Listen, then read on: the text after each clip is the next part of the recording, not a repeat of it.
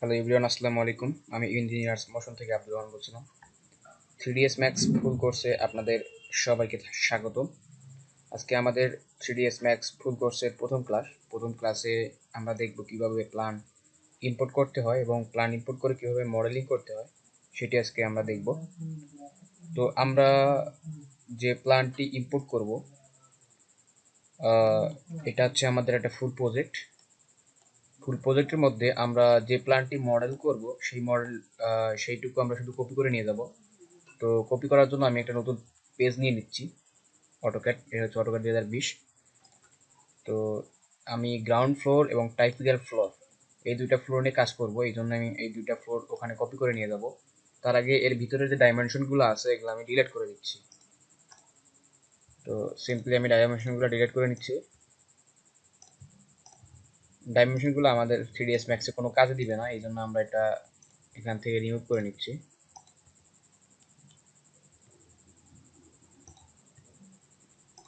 তো আমার রিমুভ করা শেষ। আমার যেহেতু এই দুইটা প্ল্যান নিয়ে কাজ করব সেজন্য আমরা এই দুইটা প্ল্যানকে কপি করে নিচ্ছি। সিলেক্ট করে কন্ট্রোল সি দিয়ে কপি করে নিলাম। এখন নতুন একটা পেজ তৈরি করব, এখানে আমরা কন্ট্রোল ভি দিয়ে পেস্ট করে নিব। তো নতুন একটা ডিডব্লিউজি ফাইল তৈরি হয়ে গেল। এই ফাইলটা আমরা এখন সেভ করব, কন্ট্রোল এস, ডেস্কটপে সেভ করতেছি, সেভ। তো ক্যাডের আমার এই পর্যন্ত কাজ শেষ। এখন আমি ক্যাড ক্লোজ করে দিচ্ছি। এবার আমরা চলে যাব 3ds ম্যাক্স। তো এই হচ্ছে 3ds ম্যাক্স 2018। 3ds ম্যাক্স 2018 এবং ভিএ 5 নিয়ে আমরা কাজ করব। তো 3ds ম্যাক্স 2018 কিভাবে ইনস্টল করতে হয় সে ভিডিও আমার ইউটিউব চ্যানেলে দেওয়া আছে, ইঞ্জিনিয়ার্স মোশন। তো ইনস্টল ভিডিওর লিঙ্ক আমি ডিসক্রিপশন বক্সে দিয়ে দিব, আপনারা ওখান থেকে দেখে ইনস্টল করে নেবেন। তো ইনস্টল করার পর এরকম ইন্টারফেস চলে আসবে আপনাদের এখানে। এরকম ইন্টারফেস আসার পর আপনারা ফাইল কীভাবে ইম্পোর্ট করবেন এখন। তো আপনারা প্রথমে যাবেন ফাইলে যাওয়ার পর যাবেন হচ্ছে ইম্পোর্ট থেকে আবার ইম্পোর্ট। এখন আমি যে লোকেশনে ফাইলটা সেভ করে রাখছিলাম ওই লোকেশনে গিয়ে ফাইলটা আমি ইম্পোর্ট করব। তো আমি ডেস্কটপে রাখছিলাম, ডেস্কটপ সিলেক্ট করলাম, DWG1 এই ফাইলটা ওপেন করে দিলাম, আবার ওকে।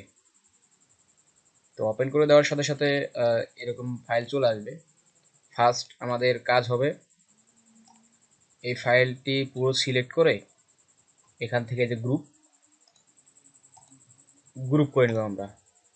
তো গ্রুপ করার পর আপনারা ডাব্লু প্রেস করবেন। ডাব্লু ডাব্লু প্রেস করলে এদিকে মুভ টুলস আসবে।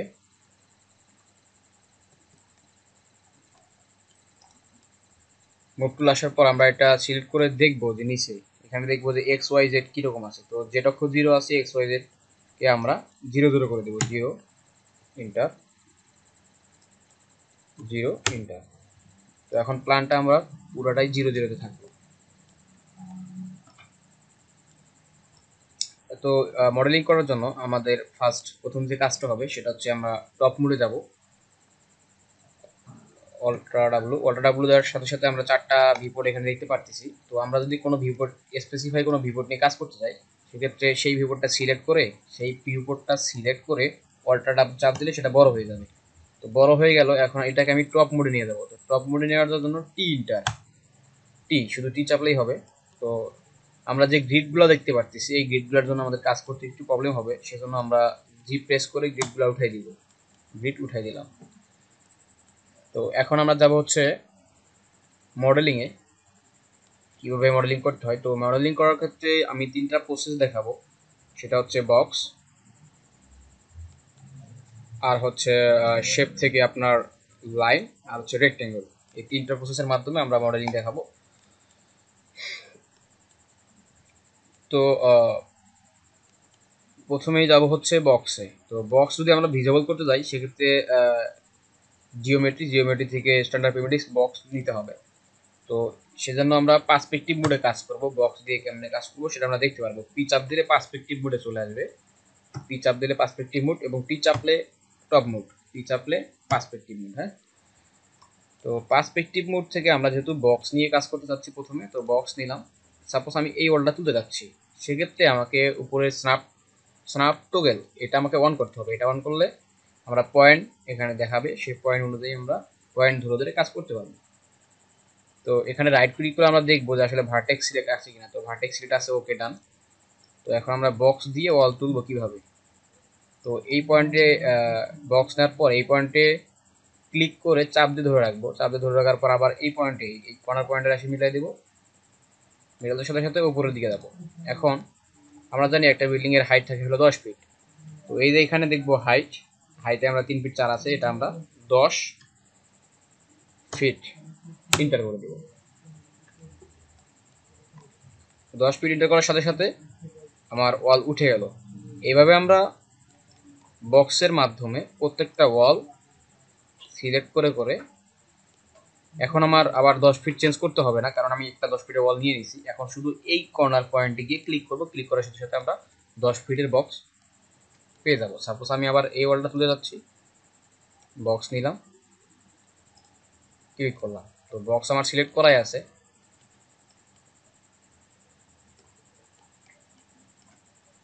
বক্স সিলেক্ট করাই আছে, আমি এই ওয়ালটা আবার নিতে যাচ্ছি, ক্লিক করলাম, আমার বক্স হয়ে গেল। তো এভাবে আমরা সম্পূর্ণ ওয়ালগুলা বক্সের মাধ্যমে 10 ফিট 10 ফিট করে তুলতে পারি। তো এবার আমরা দেখব কিভাবে লাইনের মাধ্যমে ওয়াল তোলা যায় বা মডেলিং করা যায়। তো সেক্ষেত্রে আমরা লাইন সিলেক্ট করলাম। লাইন সিলেক্ট করার পর সাপোজ আমি বেলকনির ওয়ালটা তুলব, তো আমাকে লাইনটা এখানে ক্লিক করে মানে বাউন্ডারি নিতে হবে। এখানে ক্লিক করলাম, এখানে ক্লিক করলাম, এখানে ক্লিক করলাম, এখানে ক্লিক করলাম, এখানে ক্লিক, এখানে ক্লিক, এখানে। তো লাইনটা শেষ করে নিলাম আমি। এখন আমার এটা একটা রেক্টেঙ্গুলার মানে সার্কুলার বদ্ধ অবস্থা থাকবে। তো এখানে আমার রেক্টেঙ্গুলার হয়ে গেছে। এখন ফার্স্ট এরকম আমি রেক্টেঙ্গেল দিয়ে এই সবগুলো ওয়াল নিতে পারি, লাইন দিয়ে এগুলা সবগুলো ওয়াল নিতে পারি। সেক্ষেত্রে আমার অনেক সময় সাপেক্ষ ব্যাপার। লাইন দিয়ে সিলেক্ট করলাম বক্স, আমি এখানে দুইটা লাইন দিয়ে দুইটা অবজেক্টকে সিলেক্ট করছি। এখন আমার কাজ হবে প্ল্যানের মাঝখানে সিলেক্ট, তারপর যাবো হচ্ছে রাইট ক্লিক, হাইট সিলেকশন করার সাথে সাথে আমি যে লাইন দিয়ে দুইটা বক্স দিয়েছিলাম এটা আমার সামনে ভিজিবল হচ্ছে।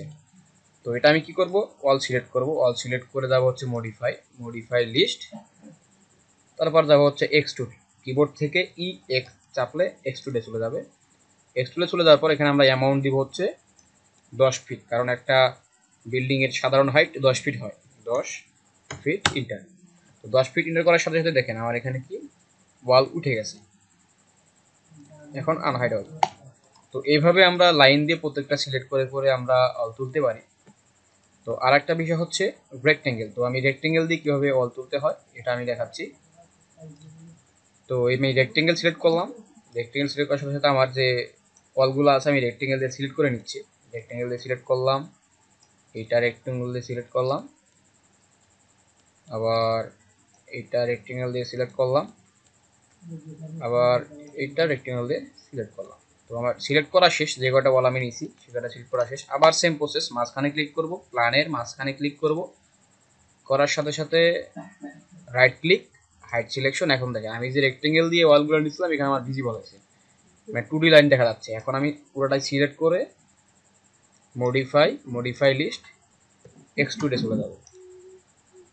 এক্সট্রুডে যাওয়ার সাথে সাথে অ্যামাউন্ট নাম্বার আগেই 10 ফিট দেওয়া ছিল, তো অটোমেটিক 10 ফিট নিয়ে নিছে। তো 10 ফিট নিয়ে নিচ্ছে দেখেন।